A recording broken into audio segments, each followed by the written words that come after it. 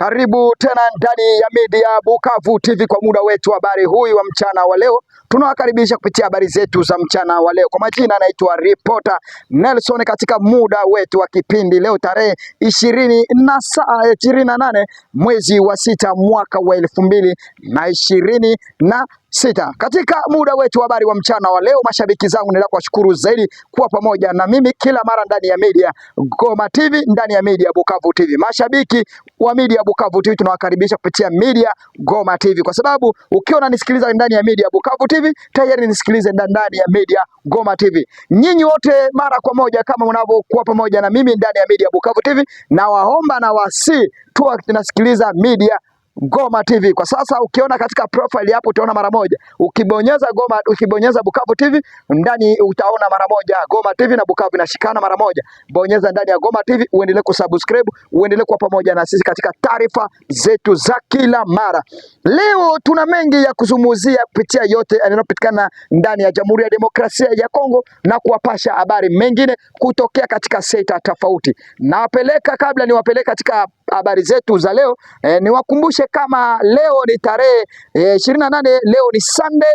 Kila mtu namtakia kweli weekend njema na familia na wanaotusikiliza katika sekta yote ndani ya Jamhuri ya Demokrasia ya Kongo na nje ya nchi ya Kongo. Mashabiki kutokea upande ndani ya Jamhuri ya Demokrasia ya Kongo, Lubumbashi, Katanga, Manyema, Kindu na kutoka sehemu zingine tofauti ndani ya Kinshasa kapitale na upande wa Nord Kivu na sekta ya Nord Kivu. Mashabiki zetu tunawasalimu sana, mashabiki kutokea nje huko Australia, Canada, Amerika, Belgique, kutokea ndani ya Norvege na Ufaransa na menchi mengine tofauti. Kuna jamaa diaspora wanaotusikiliza kupitia media Goma TV na kupitia media Bukavu TV. Kwa sasa leo tunakuja kuwapeleka katika ulayani ndani ya sekta Walikale.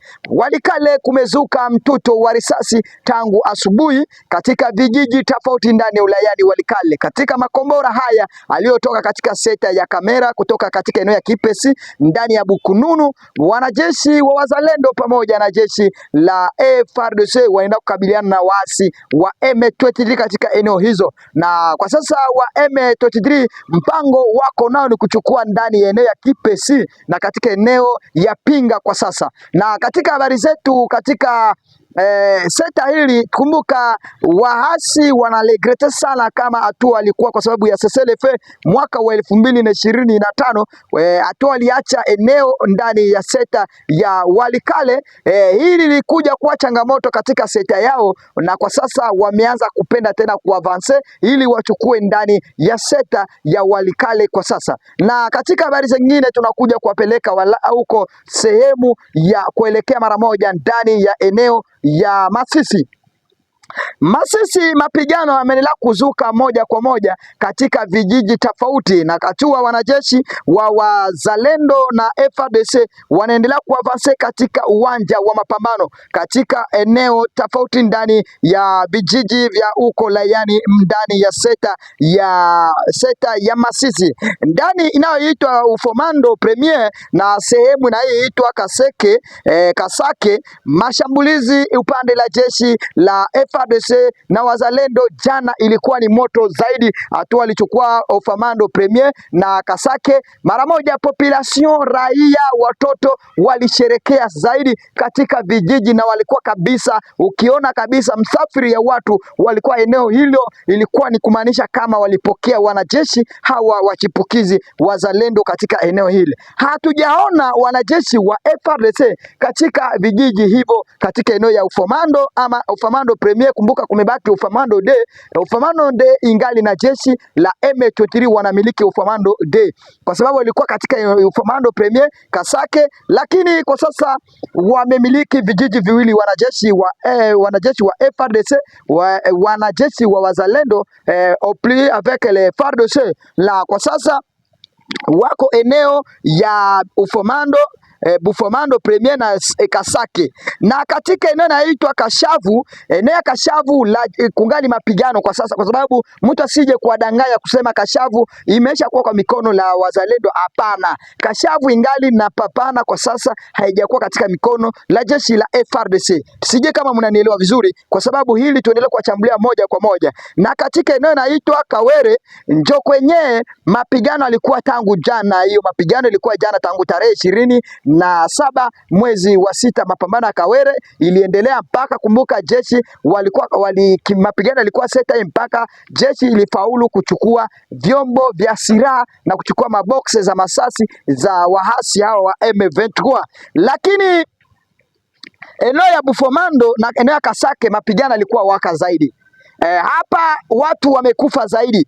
Ili tuwapeleke sasa, kusema tayari FARDC ndio imefaulu na wanajeshi wa wazalendo wamefaulu kuchukua eneo hili, lakini watu waliopoteza maisha pale nao wamepotea wengi zaidi, wa upande la jeshi la FARDC na upande la jeshi la wazalendo na upande la jeshi la M23 wamepoteza wanajeshi hapo. Na kwa sasa hakuna ripoti yote ilishatoka kwenye upande la jeshi la FARDC. Tumepata tu ripoti kutokea ndani ya raia, kwa sababu niliwaambia sisi kupitia media Bukavu TV, kupitia media Goma TV tunapata taarifa kutokea ndani ya population, kwa sababu sisi hatuamini serikali, hatuamini jeshi la waasi kupitia mataarifa wanapeana, kwa sababu hao wote wanapeana taarifa za uongo. Kwa sasa watu wengi wanatumia hizo taarifa za uongo kwa kutangazia watu, lakini sisi kupitia Goma TV, kupitia media Bukavu TV tunatangaza habari kutokea ndani ya population, kwa sababu population wanatuletea mapicha, kwa sababu kumbuka, kwa wazalendo kuko wazalendo weko na wafamilia, anatumia mandugu zake hizo picha, na sisi tunapata picha hizi kwenye uwanja kupitia our population. Na ndio hili kwa sasa habari tuko nazo, watu wamepotea katika seta hili, lakini mara moja wamefaulu kuchukua vijiji hivyo. Lakini isiwe kwa sababu watu wamefaulu kuchukua vijiji tena tuone wazalendo FARDC tena mumeacha Bufomando Premier na kuacha Kasake, kwa sababu tayari mtakuwa mnaweka maisha ya watu hatarini.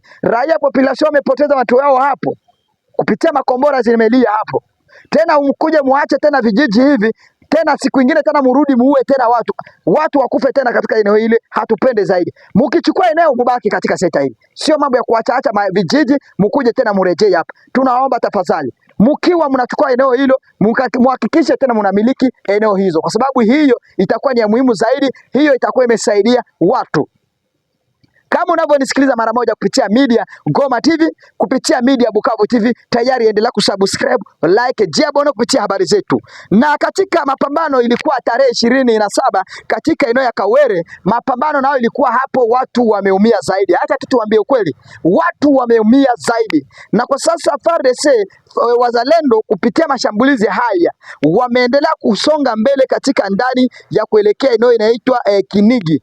Kinigi kwa sasa Kinigi imekuwa ndani ya hivi, iko ndani ya zero, niseme kwa sasa FARDC inaiangalia hivi, kwa sababu wanajua wakichukua Kinigi wachukue eneo inaitwa Ngungu, mara moja watakuwa wameangalia mara moja Rubaya, kwa sababu niliwaambia Rubaya kutokea Ngungu kuingia Rubaya ni kilomita 15 kilometra.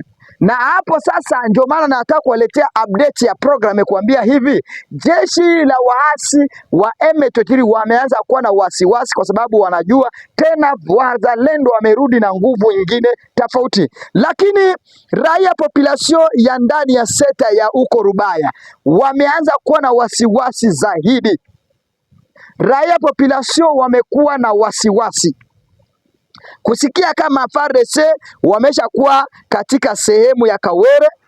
Hapo kabisa wamekuwa tayari wanauamini na wanauhakika kusema tayari FARDC mutakomboa raia population upande wa uko Rubaye. Lakini kwenye kukomboa, watu wengi wanajiuliza FARDC kama munaendelea kukuja hapa kwa sababu munarudilia kukenzi kilometre na Rubaye, kwa kweli muna uhakika kama gisi mnavyokuja tena mtaendelea kushikamana, ambo tena ni kukuja kusumbua watu kwenye kupiga masasi, watu waumie mablese kwa sababu ya mashambulizi haya? Tayari hili ni jambo lenyewe linaendelea kushika kupitia mashambulizi, kwa sababu hakuna muhimu. Mnaona kama gisi FARDC imeshindwa kuchukua Minembwe. Minembwe imechukua karibu miaka miwili hiyo. Minembwe imechukua miaka miwili, inakuwa changamoto zaidi. Ati SSLF mara moja wanarudi nyuma. Sio kurudi nyuma, kuna kitu kinaendelea. Niliwaambia kuna mambo inaendelea katika upande ya kiserikali. Ukiona wanajeshi wanapambana zaidi, niliwaambia mkiona wanajeshi wa chini wana bidii, lakini wanajeshi wale wako makamanda wale ndio wanajua kitu wanakula kwenye safuria, ama wanakula kitu katika sehemu yenye mapambano. Hivi kama unanielewa tayari, anza kusubscribe, like, comment. Ingekuwa tayari viongozi hawajue nini inaendelea, ingekuwa hii vita imesha kumalizika tayari. Ndio maana niliwaambia vita ya Kongo ingekuwa imekuwa ya kumalizika, ingekuwa imesha kumalizika tayari. Lakini kumbuka niliwaambia mapigano atoe kikua, wezi ndio wamwizi wanaanza kuiba.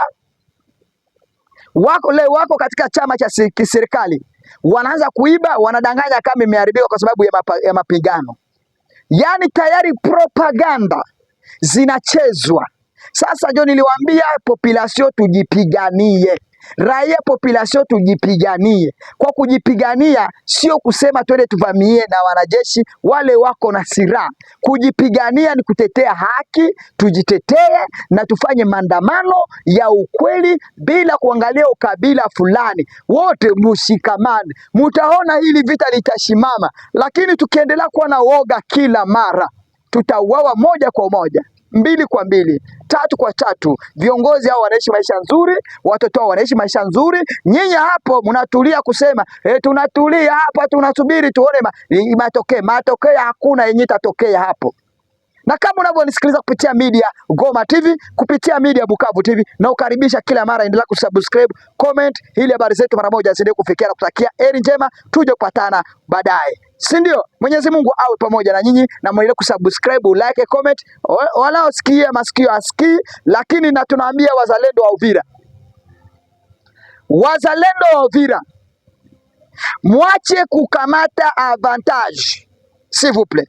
Mwache kuwa na avantage ya kuvamia raia population wanaotoka Bukavu, wanaotoka Uvira, wana biashara, kwa sababu ya avantage ya hii vita. Kwa sababu mwende kuwanyanga, yani kila gari likipita mara moja, kumekuwa mabariere 12, mapetite bariere zinafanya nini? Kama mnajua tayari ya beaucoup d'ennemis qui trouvent là à Bukavu, vous avez entré dans une ville à Uvira. Il fait fermer la route. Fermez la route s'il vous plaît. Kwa sababu hakuna haja mfungue barabara juu ya unyanyasaji. Mfungue barabara kwa sababu ya kuomba watu 1500 fedha ya kikongomani. Uniambie wale raia population wanapata avantage gani? Ampige hesabu amelipa fare, amelipa pesa ya gari ya kumpeleka Uvira. Ampige hesabu analipa pesa ya kumpeleka Bukavu kwa sababu ya marché. Anatafanya kidogo, ameanza na 1100 pesa ya kikongomani. Kisha tena mumwambie atoe 5000, tena mkurudi atoe 5000. Anapata faida gani? Hakuna mauaji kuliko hii. Unyanyasaji nao ni kama mauaji.